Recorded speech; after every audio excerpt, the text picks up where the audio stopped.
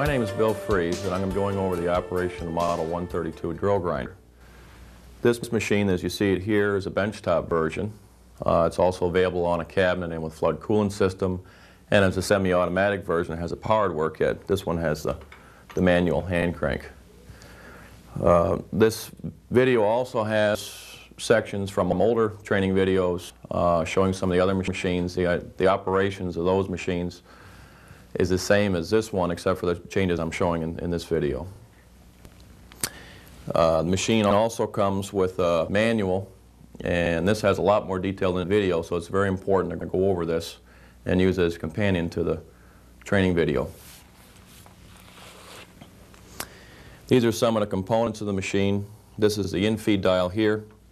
This moves the grinding wheel in and out. This has a dial that's graduated in thousandths of an inch, and also has a slip ring so that you can zero it. The traverse feed here moves the wheel side to side. This also has a slip ring and is graduated in 2/1000ths increments. Right here, what we have is the oscillation lever here. When you're doing drill tools other than drills, when you're turning the crank, you're using the cam to move the tool in and out. When you're doing drill points, though, you need to pull this lever back, tighten it, and that also gives it the oscillation in the head. So you need the two motions for producing the conventional drill points. This shows a point angle scale. This is included angles. There's a 0 mark here. That's where you use the cam only, no oscillation. And then there's a pointer, and that's where you do the drill points. That's with oscillation. So for a typical 118-degree drill, you would set the pointer right there at 118 on the scale. To move the head, you just loosen the lever here in front, and then you can reposition to whatever angle you want to, and then relock it. Cams are used right here, and they provide the clearance on the drills. In this case, I'm using the cam with the oscillation for a regular drill point. To remove the cam, just push the head forward and slip the cam off.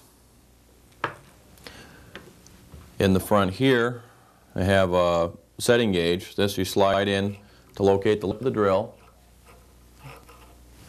And this is an end stop, which you can use to slide in just to set the depth on a drill. Down below here, we have a tilt angle scale. This, when you loosen the lever here, this allows the whole head to tilt.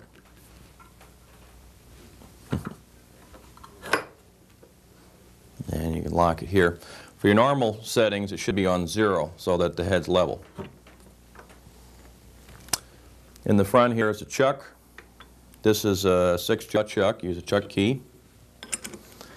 That holds the whole range of the drills from 80 thousandths up to 1.25 inches. And you also use a rear steady like this. It has a Morse taper in it if you have a taper drill, and then you load it in from the back of the work kit.